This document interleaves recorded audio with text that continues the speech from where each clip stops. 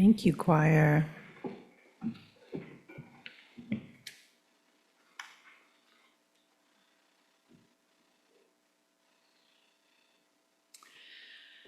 Have any of you had one of those moments when you felt slighted in a conversation?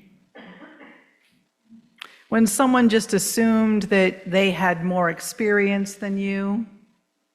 You all know what I'm talking about. Someone approaches a conversation with their instructor voice. They're teaching you. They have the solution that they assume you do not have, because you don't have the credentials.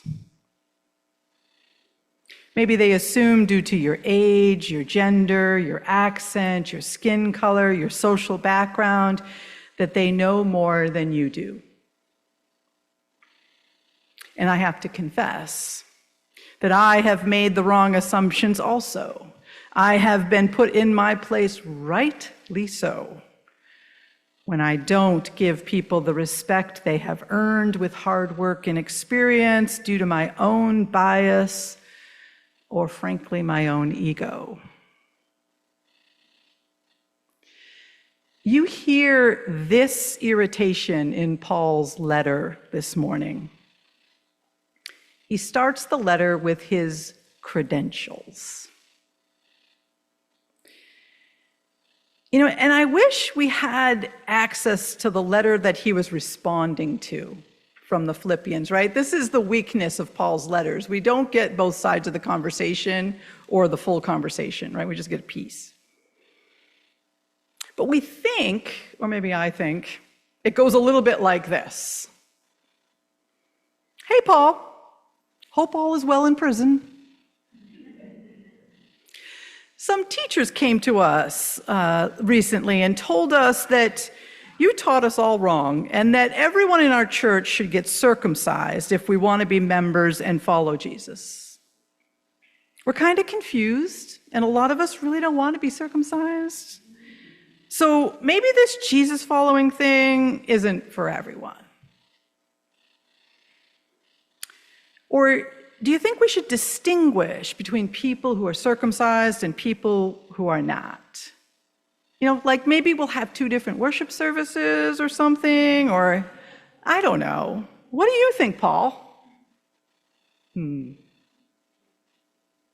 Sounds kind of familiar sometimes.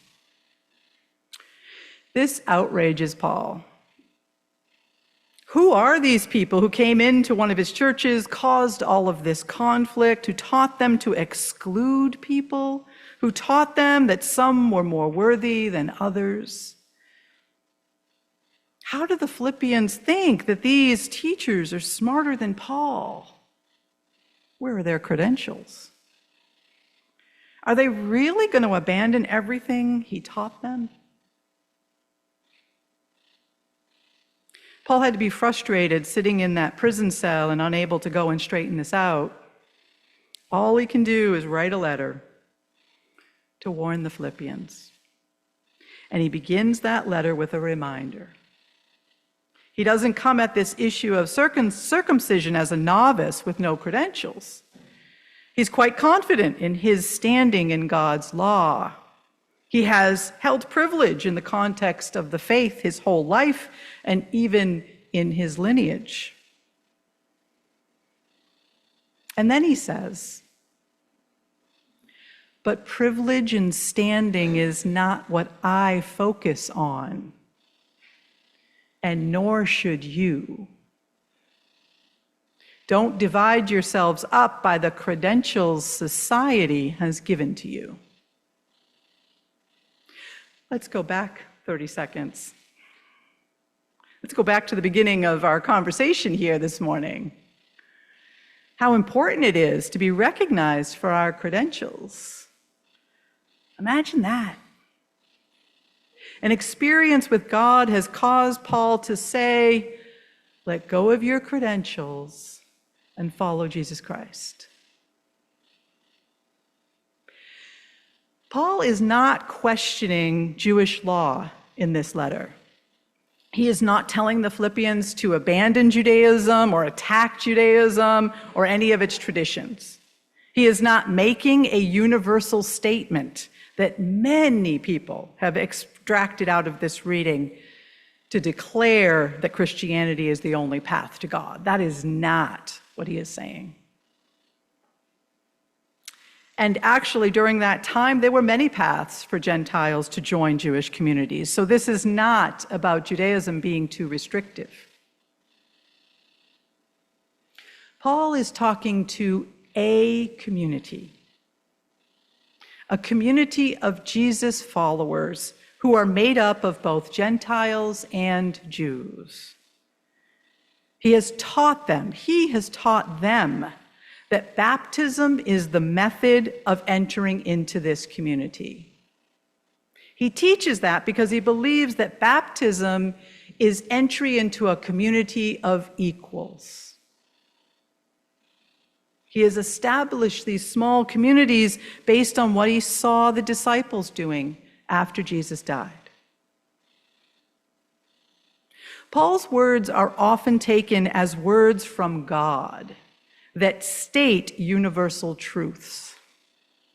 This morning I offer to you that we should not take them that way. It has gotten us in a lot of trouble over the centuries. Paul was a human being. He was a human being that experienced God through his experience with the early communities of Jesus followers. Perhaps he had a mystical, direct experience with God, with Christ on the road. Perhaps his heart changed slowly as he was introduced to these communities and saw how they worked. You know, those communities that he was hired to eliminate.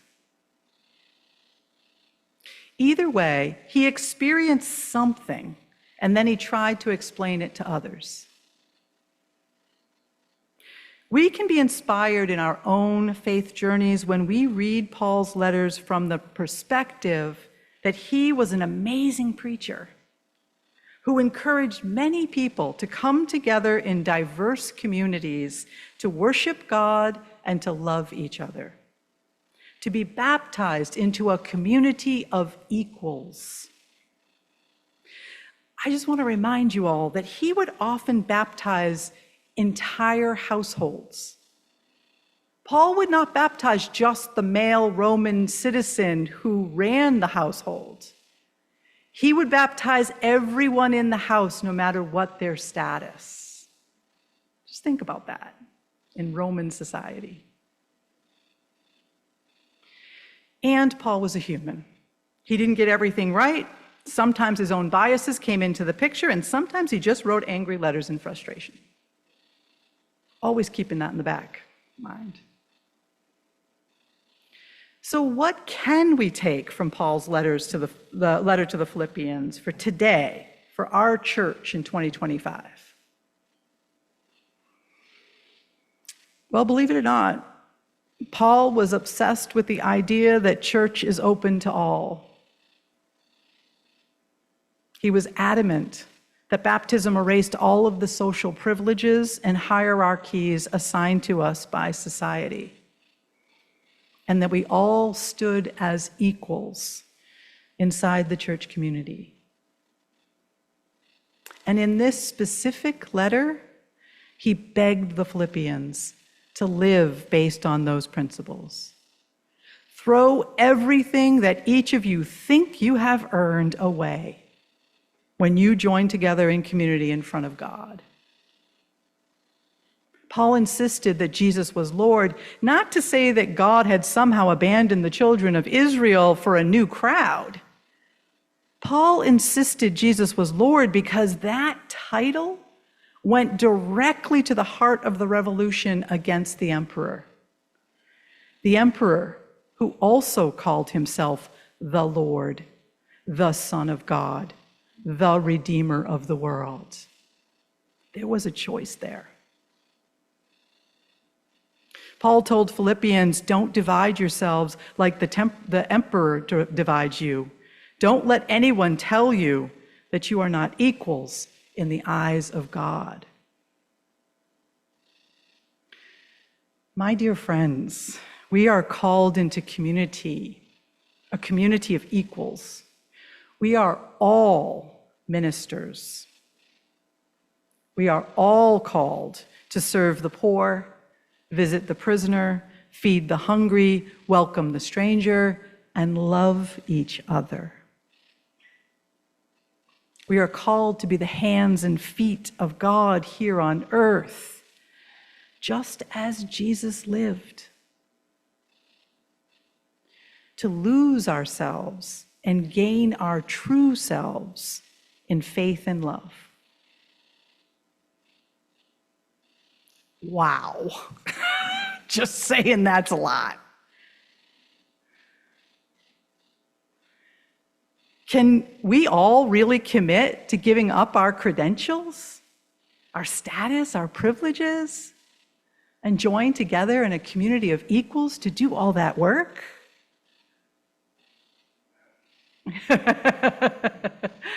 Yeah. All right, well, Paul's got an answer to that too. He says, not that I've already obtained this or have already reached the goal, but I press on to lay hold of that for which Christ has laid hold of me. Brothers and sisters, I do not consider that I have laid hold of it, but one thing I have laid hold of, forgetting what lies behind and straining forward to what lies ahead. I press on toward the goal, toward the prize of the heavenly call of God in Christ Jesus. So in our time of uncertainty and division, let's consider Paul's call to community. Not with the expectations that we are perfect, but with the call of our baptism to live and work in God as equals and to see each and every person we meet not as how society sees them, not as how society sees us, but as God sees us. Let it be so. Please rise in body.